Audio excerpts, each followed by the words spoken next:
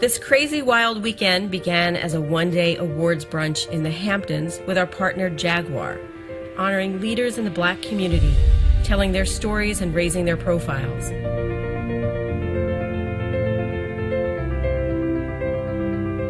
Seven years ago, when Denmark West and I decided to collaborate, we committed to making a few new shifts happen.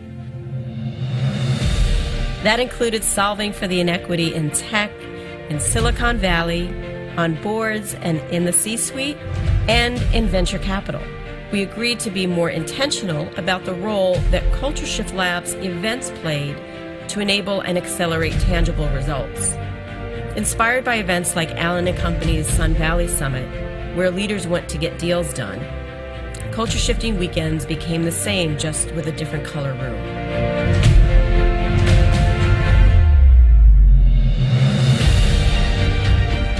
So this crazy brunch idea evolved into Culture Shifting, a weekend of technology, innovation, social impact, and investing that we expanded to Silicon Valley in 2015.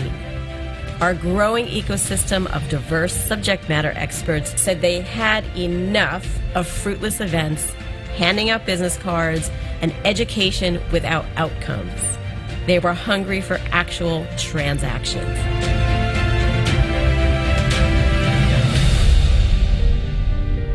In order to do that, we knew that who was in the room and how people were connected was absolutely critical. Like we do with our consulting business, Culture Shift Labs, we applied our knowledge plus network formula, which essentially leverages our databases of over 8,000 Black subject matter experts, including tech experts, venture capitalists, investors, and other allies to solve problems rather than just talk about them. Our message is crystal clear. The people investors and businesses are looking for do exist, and they exist in large numbers. We want to bring these two worlds together to enable transactions. What would we like to see in the next Culture Shifting Weekend, Denmark? More. Write big checks. Write big checks. Culture Shifting Weekends highlights and connects the thousands of hidden, diverse figures in technology, innovation, social impact, and investing with outcomes in mind. It is a mission disguised as an event.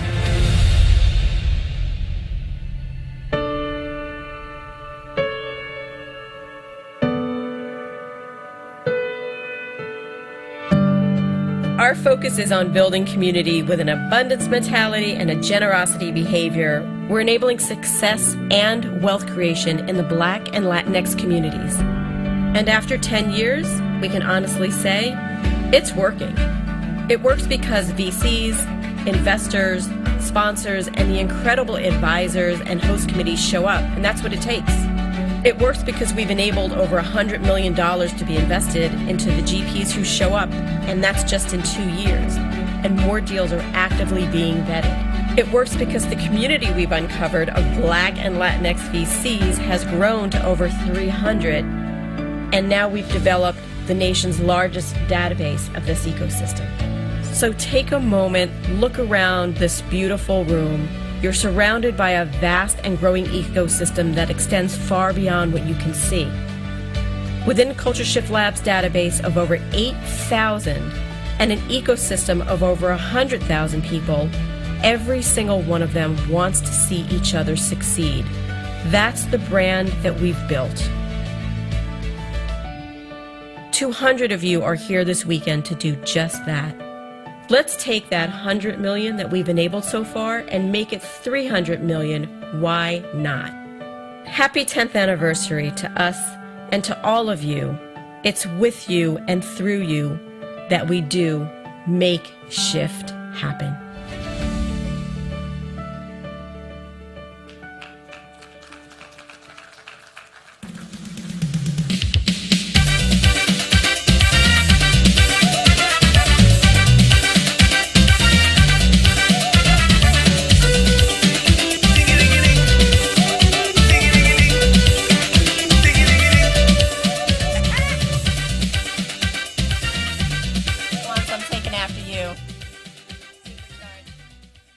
So, did you get the shoe memo?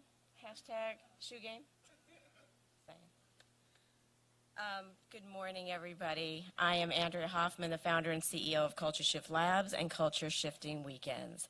And this is my partner, Denmark West, the Chief Investment Officer of Connectivity Capital Partners. By a show of hands, how many people were here yesterday? Okay. So there's only a few of you, so the good news is I won't go through my speech again.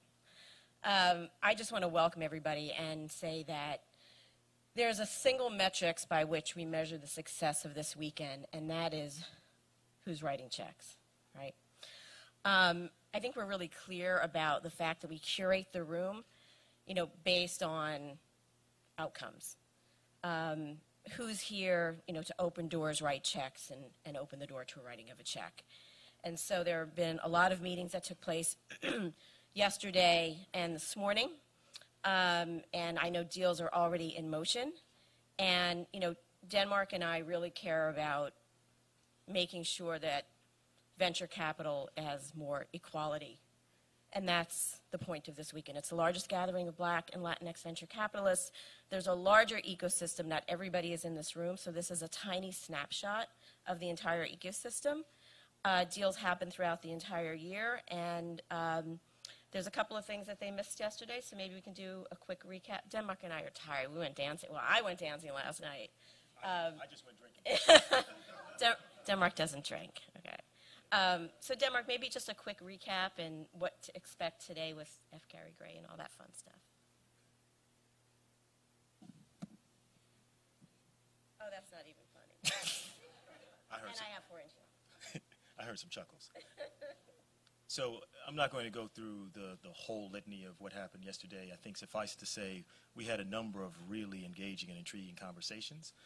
We had the founder of Venmo in a conversation with the CEO of the Knight Foundation, which I think was a pretty riveting conversation, one that was not only authentic, but open and transparent in ways that we frequently don't see. We've had conversations around family offices, fund of funds. We've had institutional investors. What's important is we've actually shed a light on what is a growing ecosystem of Black and brown venture capitalists. We had 15 of our emerging GPs get up and explain who they are, what they do, and why it's important. And in doing that, basically shine a light on an industry that hasn't really shown a light on them. So what we're trying to do here today is to continue that conversation. We're going to have more of the discussions. In fact, Andrew's going to introduce our first discussion in a moment. But throughout the day, what we're trying to do is we're trying to provide more inspiration, more education, and to hopefully meet our aspiration of getting more people funded. And you're in for a real treat. F. Gary Gray will be here to close out the day. He is doing a rare live interview with our friend Chris Spencer, talking about everything from how he got started without going to school for film, not knowing anybody in Hollywood, and his agriculture work on land, 22 acres of land that he purchased, I think, well over 20 years ago. So really fascinating. Hasn't really talked about this publicly, so you're getting a glimpse, so don't leave for sure. And with that, I would like to call up Darren Dotson, my friend Darren, who has actually been a recipient and may mention that in his remarks of being involved in Culture Shifting Weekend, and Elliot Robinson of Bessemer.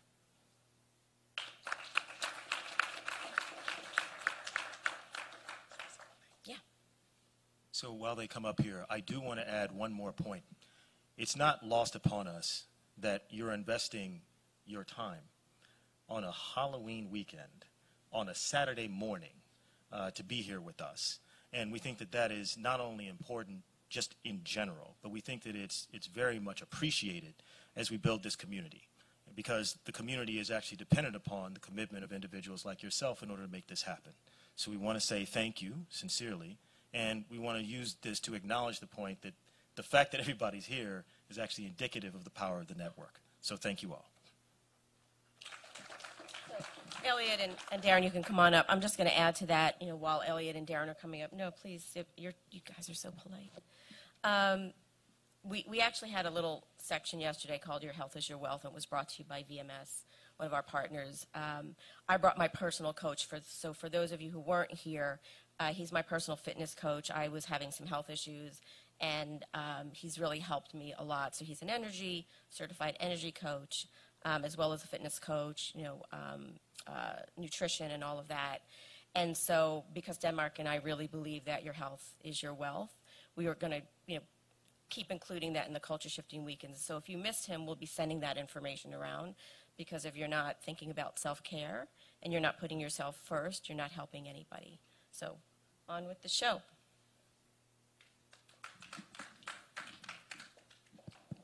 Good morning. Can you guys hear me? I'm Elliot. I'm a partner with Bessemer Growth, which is a new vehicle outside of Bessemer Venture Partners. It's an interesting conversation, one I've been really looking forward to, particularly with your background. It's also interesting because one of my biggest LPs is in the room, Adam Ritter with Bessemer Trust. I just came off of a fundraise cycle this summer, so many of the questions that we'll talk about I got asked from Adam and others over the last 3 months. But if you could start and kind of give us your story, a little bit of your background, and then we'll jump in. Sure. Darren Dotson, and born in Washington, D.C., passionate early in my career around social justice and economic justice. I had the opportunity to work on legislation in 18 states with a team from the Center for Responsible Lending.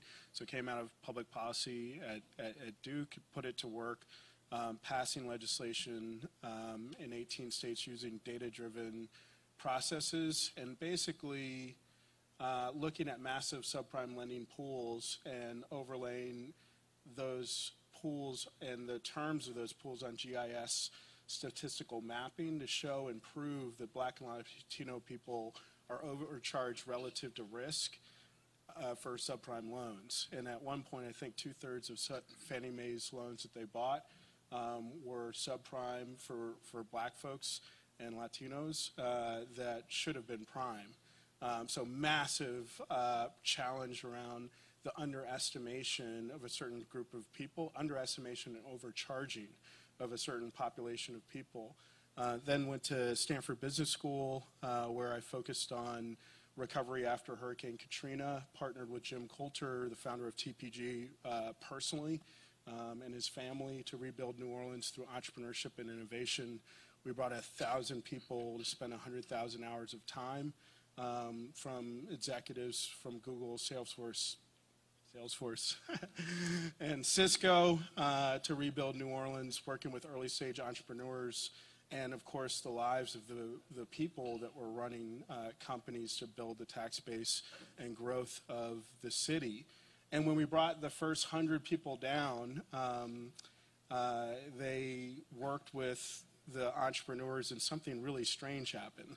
The entrepreneurs were super upset because executives were coming down from the largest firms in the world and telling them how to run their businesses that didn't understand the context of race, gender, class, culture within New Orleans. And the program in the first year, I think we would say, was a failure. And in the subsequent year, after a lot of feedback, we did a precursor to an implicit bias strategy that we'd later incorporate into our firm, and educated a lot of those folks on the biases that they might bring to entrepreneurs that had spent their whole lives building their companies and might have the wisdom to solve many of their own problems with different questions. And after that, I went to Calvert Funds, ran a portfolio of 44 funds on 5 continents for 8 years, all within impact investing strategies, and began to see that even impact investing, even though we were 3x above benchmarks in investing in women and people of color, this field that had set out to do good, the benchmark was 1.3% women and people of color within the asset management business owned funds of the $69 trillion in capital. And I was embarrassed that we were getting congratulated for being above benchmark. Even though Calvert was doing amazing and transformative work, left to create Illumin Capital. And that entity is a fund of funds entity. We invest in impact funds. We reduce racial bias within those funds, 10 years of implicit bias training informed by our Stanford research team that is one of the, includes the preeminent scholars in the world in implicit bias reduction in social psychology, incorporating some of those learnings from New Orleans and inviting people down so that they don't have biases towards underestimating the humanity first and the value that that humanity represents of the underlying portfolio companies. Of course, we train ourselves as well because we're all subject to bias, and it's something that affects all investment decision-making processes. So. Well, I'm happy I don't have to introduce myself or follow that, so thank you. Let's actually jump in. So when I was thinking about questions and doing some research on you, implicit bias was actually number 5 on my list, okay. But let's just go there, if that's okay. You know, I started my career with Syncom Venture Partners, one of the most historic African-American-led venture firms in the country. Our portfolio was inherently diverse by our strategy. And what I find really interesting now, at Bessemer, we had an offsite. This is a little bit inside, but also in the kind of cone of trust here. Recently, third parties have been ranking venture funds based on the diversity, not in their GP, but in their portfolio. We have over 240 active portfolio companies and 0 founders of color.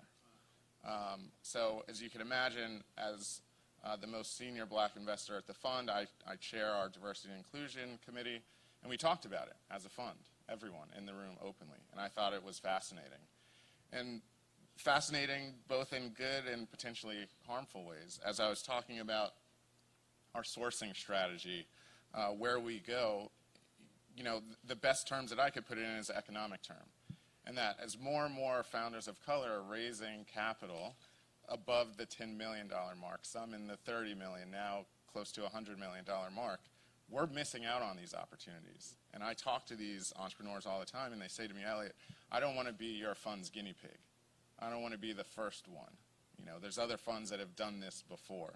So spinning it back to you on the implicit training, the last piece I'll share with you is when I was talking about, you know, we're going to miss these opportunities. If you're not investing in black and brown founders, you're not investing in the future.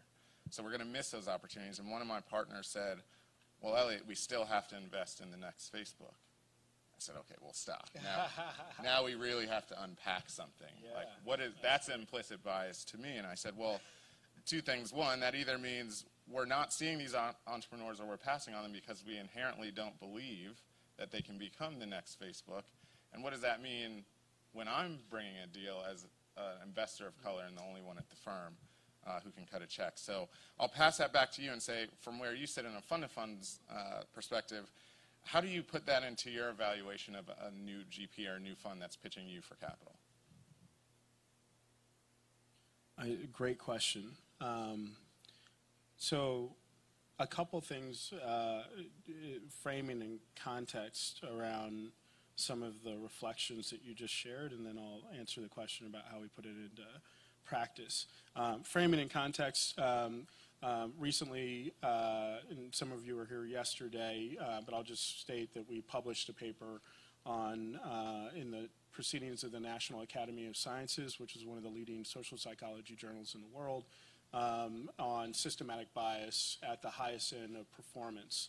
So what we found is that when we systematically and secretively tested 180 asset allocators that manage over $1 trillion in capital with using high and low quality conditions with equally skilled white male and black male led teams, what we found is as you increase performance, the bias towards the black male team increases.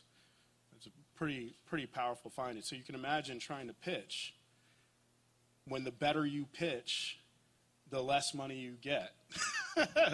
The better your track record, the less capital gets allocated. Strange finding, right? That's a, but as strange as it may seem, it is also a competitive strategy. Because those that cannot see, literally, this is unconscious bias. Some people will always say there is explicit bias when I say unconscious bias, but the power of unconscious bias I learned very early in terms of education. You may know, many in this room may know, that black kids are over-expelled by 4x the rate of their white counterparts at K through 12. And our research team did that study to look at the mind of the teacher through fMRI, brain scans, and other types of things to realize that the teacher actually had no idea that they were doing that. This teacher was trying to cheat, like investment selection processes, everyone equally. But ultimately what they did is systematically 4x the rate.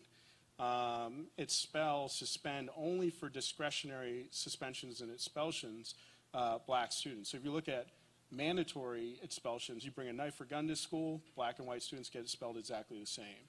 You give this teacher discretion, like venture capital, we have discretion. They suddenly start over-disciplining equally talented students from the class.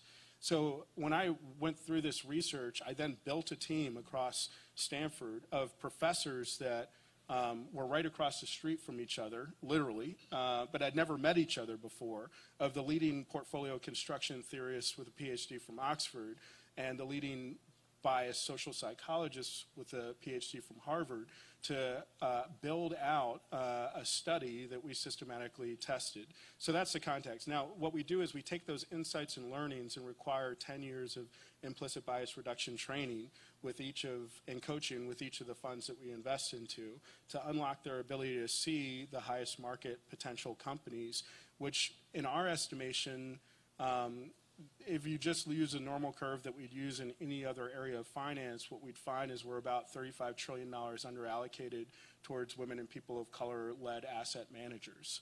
And we think that's a big problem. That's about half of the $69 trillion in capital. So we just expect to see a different world if we were optimal. We borrow heavily from Daniel Kahneman's work in a 1,000-company study with McKinsey, where he shows systematic bias, when you reduce it, leads to 7% ROI and basically resource allocation within firms and investment processes. We focus on 3 specific processes of bias reduction because Daniel Kahneman, when he won the Nobel Prize in this area, basically said that you can't train people on bias generally like most firms do if they do bias training at all. How many people in this room have been trained on implicit bias? How many people had a training that lasted over 6 months?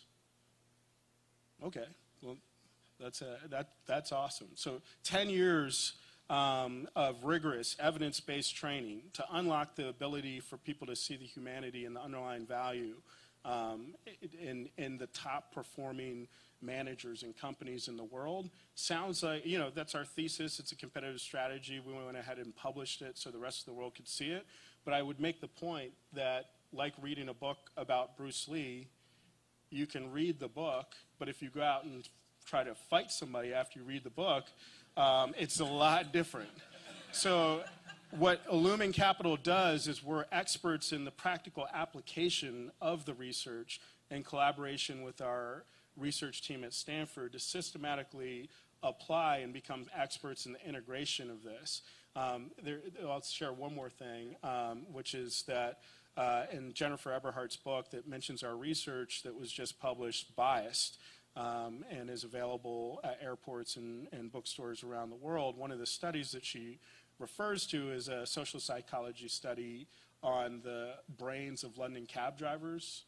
And many of you may have read it, but what they show is a London cab driver, when they're beginning to learn what ends up being 1,000 streets to 2,000 streets, they take a picture of their brain and then they compare it to the median average in the geospatial region of the brain. And then, 2 years later, they look at it, and actually the geospatial region of the brain is bigger than the rest of, the average of humanity. And what I'd posit is that one of the reasons why we'll be incredibly hard to compete with in the future is we're actually changing the brains to learn to see the humanity of other people, in developing the methodology to help our LPs go through a similar process across their entire portfolios so that they can see the humanity and value that humanity represents within investment processes. So that's the mission. Thank you. So let's take it a little more tactical. And before we do that, let's make an agreement. So you talked about the shortage of capital that goes into fund managers that look like us. The one term that I never use, I don't even like saying it, is emerging manager. I hate the term.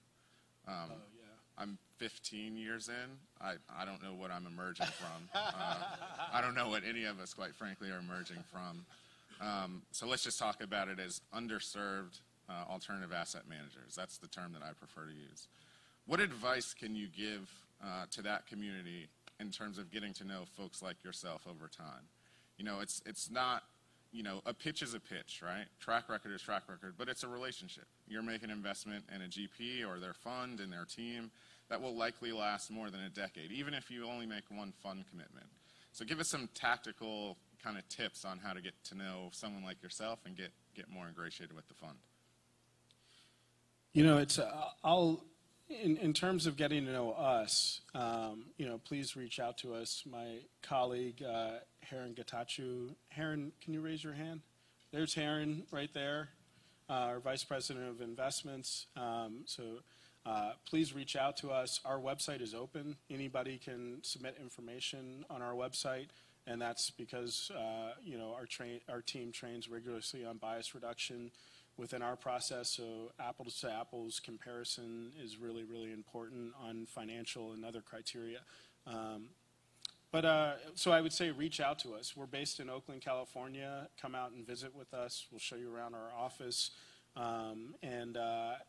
You know, it is a relationship, and I think you said it. Now, pitching, one of the things that Dr. Eberhardt, I'll try to give you one tip, because there's so many, and we'll try to publish, and we began an area of research on, this is hard for me to answer this question, and so let me first address the context of the question. There's nothing wrong with you. There's something wrong with the people that are allocating capital. So, and the challenge for all of us is to challenge them to do the work to see you. You're awesome as you are. And people cannot see you empirically. And the better you perform right now, the better you pitch, the less they can see you. So we have to begin with an understanding of the problem. People are trying to fund the pipeline of entrepreneurs of color. I'm looking around the room, and people are here. You know, if you go, there are people looking for engineers in tech companies all over Silicon Valley, and they've never been, you know, to see, you know, the incredible work of NSBE or other organizations. So we have a structural problem, and it requires a structural solution. And that structural solution is a movement of many of us coming together to hold our pension funds accountable, to do the work. So the last editorial, the last op-ed that I published in the Pension Investments magazine with Dr. Jennifer Eberhardt, the preeminent scholar in implicit bias social psychology, part of what we did is attack fiduciary law, because there's no way you can be a fiduciary and systematically be biased against people leading the highest performing funds in the world. And that is something that we as a community should call our pension funds, get it in the minutes, that they should do coaching and training so that when you show up, they've done their work to see you. And then the tip, okay. So, but I want to make sure that point lands. And we've received messages from all over the country of managers that are top performing, some of them in this room, that have watched their white friends raise more money. I received a message last week from a fund manager that had seen their friends raise more money with less good track records and I would say less good, you know, pitching skills and lots of other aspects of that. So that's point number one. Now to the tip. This is a tough tip, but I'll give it to you anyway because I think it works. So when we look at the normalized faces of white male folks, so if you have somebody angry and somebody smiling, and you have all the different faces along the curve, in the middle, what you'll see is a neutral face. And if you survey everybody in this room or everybody in a room like this of the people that control asset management, which are in terms of owned firms, it's 98.7% white men. They would look at this face and they'd say, oh, this person, looks like they have a non-expression on their face. Now, if you take me and you take, angry, all the way to happy, and you look at the neutral face, basically what you'll see is that people perceive me as angry. And people don't like to invest in people they perceive as angry. They don't even like to hear a pitch from people they perceive as angry. So, smile. Yeah, it's a strange and sad kind of realization, but it's true. But it's true. And that's not, again, that's not you. It's the people that are evaluating you and how they perceive you. So just as a context, that's an important thing. But I would say that book is like a survival book. I would read that book, all the way cover to cover, and check out some of the research. One of the powerful things about Dr. Eberhardt is she walks through examples from police bias, which she trained the Oakland Police Force, which is why I live in Oakland, because I know my life expectancy goes up. And then she also trains doctors regularly that are having disparate impacts on minority population, which is all doctors because we all hold bias. And she also, if Airbnb is having a challenge and I can't get an Airbnb in many parts of the country because my Facebook feed leads them to see the face, and then I get rejected after I've been accepted, like some people in this room probably, so they call in Dr. Eberhardt and their team to do a statistical analysis and figure out how to shift the system, which he also talks about in the book. How many people know Nextdoor? Okay. So Nextdoor is an example in the book. You may... for those of you that don't know, this is a neighborhood community technology where people will say, there's somebody suspicious in my community, like me in Palo Alto, walking down the street. And they'll because they think that somebody's suspicious because they're black, they will report them, or historically reported them, but Dr. Eberhardt and the team that we work with went into Nextdoor and said, hey, let's use the Nobel Women Prize strategy that Thaler came up with of choice architecture, and look at, rather than just there's an opportunity to report somebody because they're black to your neighbors as a suspicious person and send the police, let's ask them a couple questions. Do they have a knife or gun? Are they harassing people?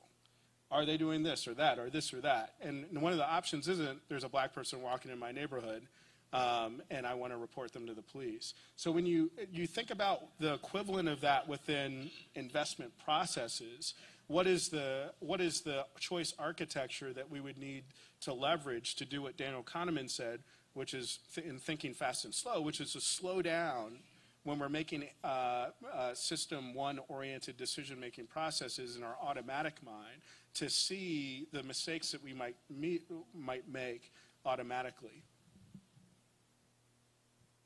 Okay. I want to talk a little bit about portfolio strategy and portfolio construction from your perspective. Having started my career on the early stage venture side, primarily Series A and B, now finding myself the last 7 years of my career focused on growth. I believe you guys do venture, growth, and private equity, if I read correctly. Walk me through, if you've got 100 points to deploy, how do you look at venture versus growth versus private equity? And in today's market, how do you think about balancing that portfolio? Well, great question. And I can go more in depth into this in one-on-ones, but I'll give you the high level. So people ask me every day why I don't start a fund, and why would you go and start a fund of funds? Isn't fund of funds like a fad of the past, or And so, basically I have an investment thesis, which is that we have a structural problem, we need a structural solution. So just to begin with the philosophy, by investing in 10 funds, there are huge abilities to help them together to see the area in which we're in. So, and making sure that they're in different stages of the ecosystem is incredibly important. Because if I went out and started a fund and started to train the companies that I invest in to reduce bias and hire more black people and stuff like that, then there would be a huge problem. Because when I perceive the value of that, then they have to go out and raise money from somebody else that has never thought that they would be valuable. So by creating an ecosystem and a collection of funds across private equity, venture, and growth, which are all areas that I invested in while I was at Calvert, so I have experience in networks in each of these different verticals, then we suddenly have a hunting and pack philosophy where many people can work with each other to concretize and see. And this came from also part of our findings with our social psychology team in this book, Clash, that Dr. Hazel Marcus wrote. One of the things that she found was that good people in organizations that don't want to change and become less biased, people that are not biased, and trying to make decisions that are not biased, trying to find entrepreneurs of color that they believe are the highest performing firms, what happens is they go back to their team, and their team's like, I don't know what you're talking about. I know what you're saying, but there's something in my gut that just tells me we should check 30 more references on this particular fund manager. That's the way it happens in conversation. So when you begin to get down to these feelings, those people often revert back to normal within their organizations. So we require all of the partners of firms to go through 10 years of implicit bias training for that reason, so that they together can see together. But then something else happens at the fund level. So once you have a fund that is thinking differently in a pack, if they are basically a part of an ecosystem with other funds that aren't, they begin to revert back to normal because they have co-investors and others. So the reason why investing in 10 funds is really important is so they together can see that process along the stages of investment capital from growth to private equity to venture. So that's a little bit about the philosophy, and I'm happy to dive deeper into the details in one-on-one conversations. And as a follow-up to that, oh, sorry. Oh, Q&A, even better.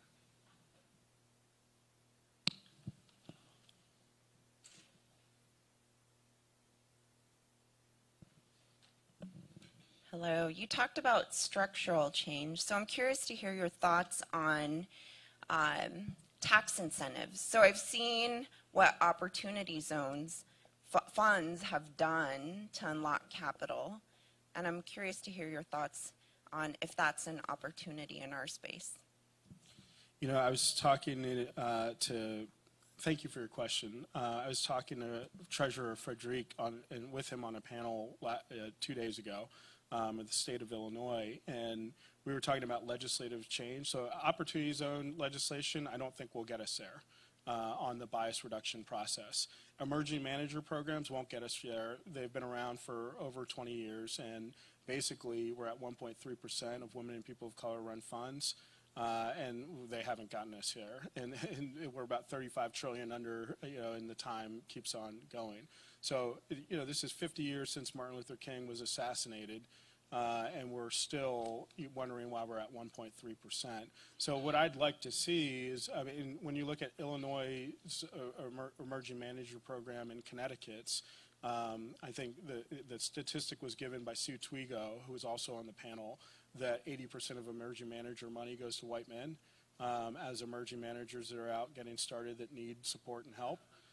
So I think that we have to legislate more specifically that pension funds do their work and find the most talented people in the world and go through whatever process is necessary until they get to a normalized statistical distribution of where we would stand at 35 trillion in the most talented managers in the world. So to me, there are policy solutions that we could look at, but they have to be quite specific in terms of what they're asking for, and they should use data-driven processes. One of the things that is a big challenge for me is that statistical analysis is used in almost every area of investing to achieve optimality except this one. People suddenly think that after they got trained for a day, that they're ready to do weighted cost averaging within the field of understanding the underestimation of people. And just to show you how our process works, you use the word underserved. I use the word underestimated, right? Because it's the way that I perceive the field. Because if they were underserved, that would mean there's something about them. And if they're underestimated, that means I got to do a bunch of work. So just philosophically, the language is so powerful in the things that we say and do and the way we commit capital and perceive those that are coming to pitch us. Last question, say your name. Good morning, Ben Shepard. My question is, do you think that there's any work that can be done at the earlier stages? So I'm thinking about like the angel groups and like the other groups that come before they're ready to be, these companies or these organizations are ready to be able to get money from an institutional round.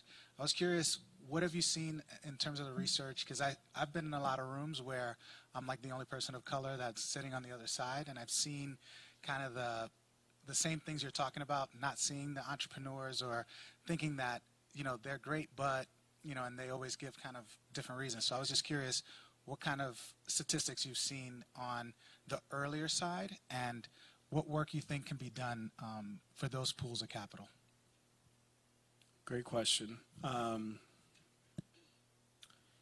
Just to be clear, to start off with, one of the cool things about 98% of people, and one of the cool things about the capital system is like, if we walked out in the street and we asked people how much do we think women and people of color funds manage, in the world, almost nobody would say 1.3%. So there's a common misunderstanding and focus on the largest field that funds all the companies that we buy everything from, of what the ownership of that system is. So the reason why I choose to answer this question by starting at the top is there are very few people at the top that manage 98, like basically the $69 trillion in capital. And when you look at those people, and one of the ways that we plan to measure our impact as a firm, if you shift the mind of one of those people by 1% that manage $1 trillion in capital, you're sending significant amounts of capital in a different direction. And because of our power analysis as a firm, we know that the pipeline problem is not sufficient to solve the problem we're trying to solve.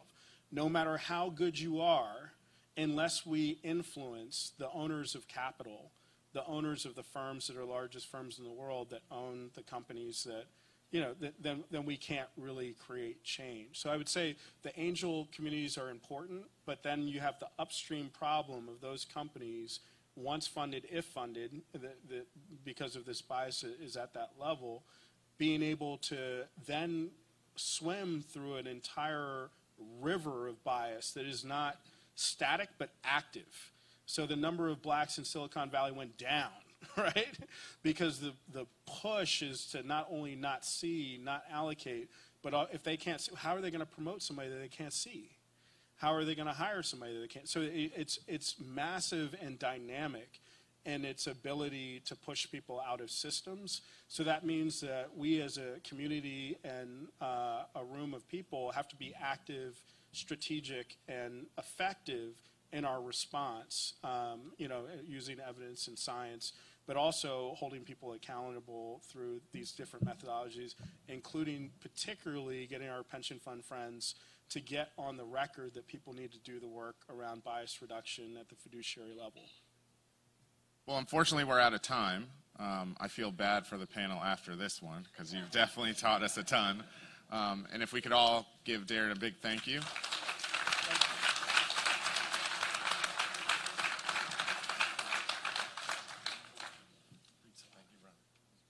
Darren, did you tell everybody where they can find the research now?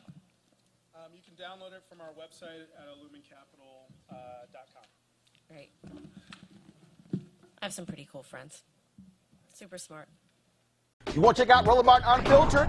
YouTube.com/Roland S. Martin. And subscribe to our YouTube channel. There's only one daily digital show out here that keeps it black and keep it real. It's Roland Martin Unfiltered. See that name right there?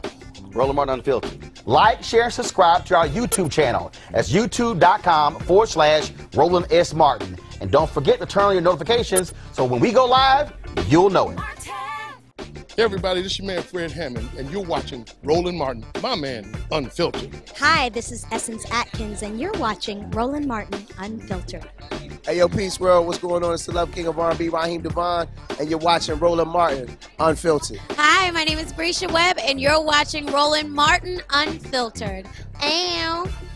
Well, I like a nice filter usually, but we can be unfiltered. What's going on? This is Tobias Trevelyan. And if you're ready, you are listening to and you are watching Roland Martin Unfiltered. What's up? I'm Lance Gross, and you're watching Roland Martin Unfiltered. Hi, this is Cheryl Lee Ralph, and you are watching Roland Martin Unfiltered. I mean, could it be any other way? Really? It's Roland Martin.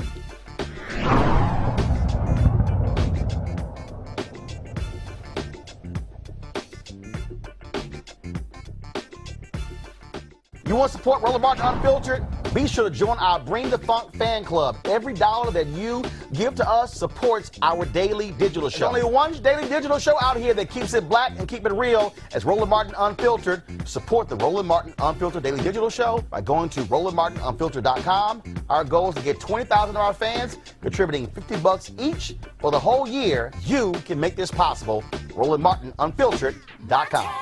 Hey fam, want to check out Roland Martin Unfiltered? The blackest show on all of digital, cable, and broadcast. Check out our audio podcast. There's only one daily digital show out here that keeps it black and keep it real. It's Roland Martin Unfiltered. Press play.